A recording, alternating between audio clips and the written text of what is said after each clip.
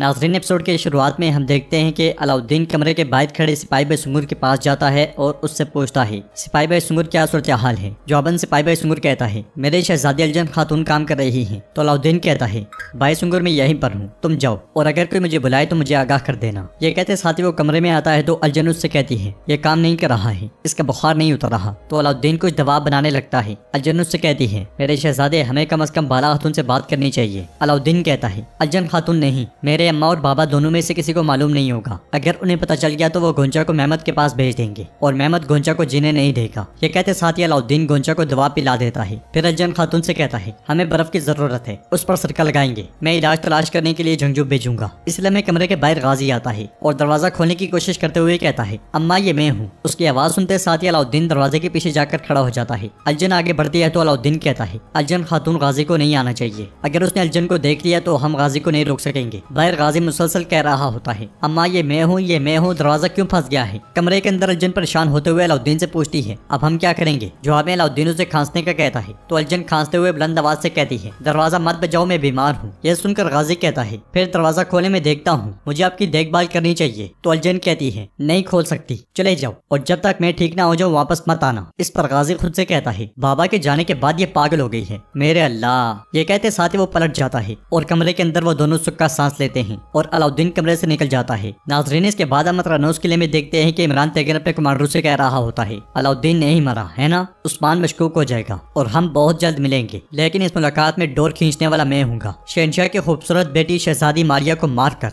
इल्जाम उस्मान पर डाल दूंगा। यह सुनकर एक कमांडर पूछता है, ताजुद्दीन नोयान के बारे में क्या ख्याल है। जवाबन इमरान तेगन कहता है, शहंशाह अपनी बेटी को कत्ल करने वाले उस्मान के खिलाफ ऐलान जंग करेगा और उसकी हिफाजत में नाकामी पर मंगोलों के खिलाफ भी। इस अफरा तफरी के दौरान इन सरजमीनों पर वाहिद हुक्मरान मैं रहूंगा। फिर खड़े होकर कहता है, तुम भी इस ताकत के गुलाम बनोगे। बेंजामिन दानियाल, क्या तुमने रास्ते पर जाल बिछा दिया है। इस पर दोनों हाँ में सरे लाते हैं। फिर इमरान तेगन लेवी से पूछता है, लेवी क्या कोनिया जाने वाले मंगोल काफिले को तबाह करने के लिए फौजी तैयार हैं। तो लेवी कहता है, तैयार हैं जनाब। इसलिए मैं उलिया वहाँ पे आती है और कहती है, इमरान तेगन तुम्हें लगता है कि तुमने फतह हासिल कर ली। एक तवील अरसे से हम सिर्फ हार रहे हैं। रोम के गवर्नर एक तुर्क को टैक्स अदा कर रहे हैं। उस्मान के सदरान में से एक बेंदर वो कल टैक्स लेने आ रहा है। जवाबन इमरान तेगन तख्त पर बैठते हुए कहता है, इस बार वो टैक्स लेने नहीं बल्कि अपनी जान देने आएगा। यह सुनकर उलिया कहती है, खबरदार इमरान तेगन, अगर तुमने उस्मान के आदमियों को नुकसान पहुंचाया तो वो अपनी पूरी कुव्वत के साथ तुम पर हमलावर होगा। तो इमरान तेगन खड़े होकर कहता है, शहंशाह ने मुझे उस्मान को खत्म करने के लिए यहाँ भेजा था। मैं उसे उसके अपनों से अलग करके तनहा अपनी तरफ खींचूंगा और सिर्फ एक हमला करके उसका नाम दुनिया से मिटा दूंगा। बेंजामिन दानियाल और लेवी हम जा रहे हैं। ये कहते साथ ही इमरान तेगन आगे बढ़ता है तो उलिया पूछती है, अब तुम कहाँ जा रहे हो। जवाबन इमरान तेगन कहता है, रोम और मंगोलों के इत्तेहाद को मजबूत करने के लिए। उधर ताजुद्दीन नोयान मेहमद और अपने सिपाहियों के साथ सरहदी बाजार जा पहुंचता है, जबकि उरहान, एलचम खातून, आयशा खातून,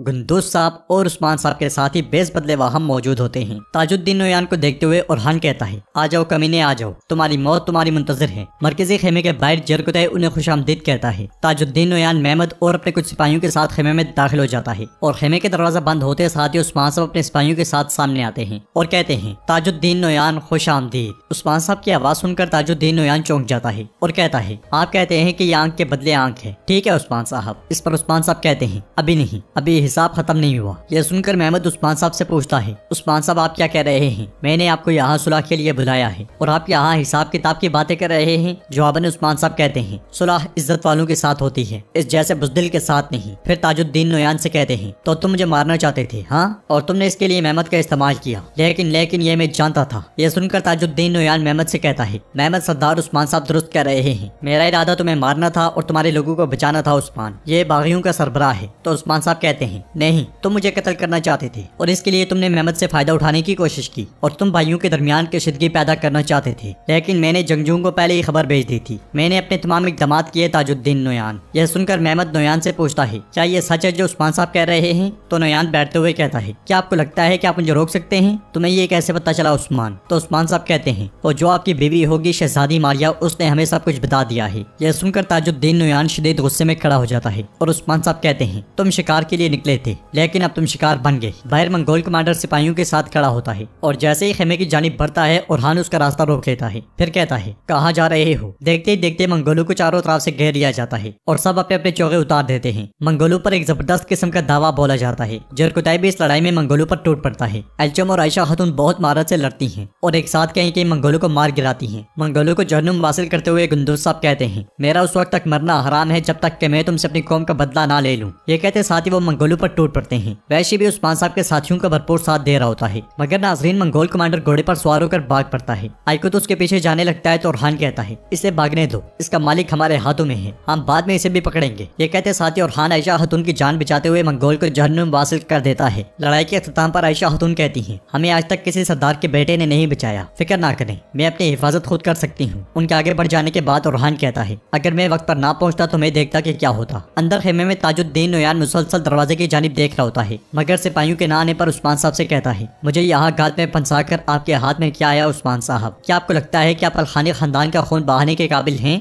आप माजी में हाथों का कुछ नहीं कर सके थे और आप मेरा भी कुछ नहीं बिगाड़ सकते। तो उस्मान साहब कहते हैं, तुम्हें क्यों लगता है कि तुम जिंदा रहोगे? उन दोनों की बातें सुनकर मेहमद कहता है, मैंने आप दोनों को सुलह के लिए बुलाया, मगर आपने मुझे अपने झगड़े में शामिल किया, मैं आपसे इसका हिसाब लूंगा। तो उस्मान साहब कहते हैं, आपने जिसका हिसाब करना है वो आपके सामने खड़ा है, लेकिन ये यहाँ से बच नहीं पाएगा। यह सुनकर नोयान कहता है, मुझे मारकर क्या तुम चीन, हिंदुस्तान और एनातोलिया पर काबिज मंगोलों से झगड़ना चाहते हो? आपके ख्वाब जो आपसे बड़े हैं फिर गायब हो जाएंगे, हमारे दरवाजे पर तुम सिर्फ गुलाम ही बन सकते हो। ये कहते साथ ही वो उस्मान साहब पर हमलावर होता है। जवाबन उस्मान साहब के जांबाज खेमे के अंदर खड़े दोनों मंगोलों को मार डालते हैं और उस्मान साहब भी ताजुद्दीन नोयान की तलवार गिराकर उसे एक जोरदार थप्पड़ रसीद करते हैं। फिर तलवार उसकी तरफ करते हैं तो वो कहता है, ऐसा करने की जरूरत भी ना करना उस्मान। यह सुनकर उस्मान साहब कहते हैं, अभी रुको जरा, मुझ में कितनी हिम्मत है तुम उसका तस्वर भी नहीं कर सकते। ये कहते साथ ही उस्मान साहब उसकी टोपी उतार फेंकते हैं और मजीद कहते हैं, अब तुम्हें और तुम्हारे साथ आने वाला हर वो शख्स जो यहाँ फसाद पैदा करेगा, मैं उनको इन जमीनों में ही दफन कर दूंगा। इसके साथ ही ताजुद्दीन नोयान खंजर निकालने लगता है तो उस्मान साहब कहते हैं, हरगिज़ नहीं, हरगिज़ नहीं, तुम्हारी ताकत मेरी मर्जी के खिलाफ कुछ नहीं कर सकती। ये कहते साथ ही उस्मान साहब उसे लात मारकर जमीन पर पटक देते हैं। अगले मंजर में तुरान और बुरान नोयान को लेकर खेमे से बाहर आते हैं। खेमे के बाहर पूरा कबीला जमा होता है। कुछ देर के बाद उस्मान साहब भी खेमे से बाहर आते हैं और घुटनों के बल बैठे हुए ताजुद्दीन नोयान को देखते हुए कहते हैं, तुमने जो भी किया उसका हिसाब चुकाने का वक्त आ गया है। तो नोयान कहता है, तुम्हारा अंजाम बहुत बुरा होगा उस्मान, तुम्हारा वतन बदला लेने के लिए आने वाले घोड़ों से रेजा रेजा हो जाएगा और इसमें बरसों तक फसलें नहीं उगेंगी। उस्मान फिर तुम कुछ नहीं कर सकोगे। तो उस्मान साहब कहते हैं, तुम हमसे ये कहने वाले पहले शख्स नहीं हो और ना आखिरी होगे, तुम सब फना हो जाओगे और हम हमेशा रहेंगे। जो कुछ तुम्हारे पास है इंशाअल्लाह वो जल्द ही हमारा हो जाएगा। तुम्हारी ये जाबर सल्तनत जल्दी तबाह और बर्बाद हो जाएगी। ये सुनते साथ ही पूरा सरहदी बाजार उस्मान साहब जिंदाबाद, उस्मान साहब जिंदाबाद के नारों से गूंज उठता है। तो नाज़रीन, इसके साथ ही एपिसोड भी इख्तिताम पजीर होती है। अगर आपको वीडियो पसंद आए तो वीडियो को लाइक करें, चैनल को सब्सक्राइब करें और बेल आइकन पर लाजमी से क्लिक कर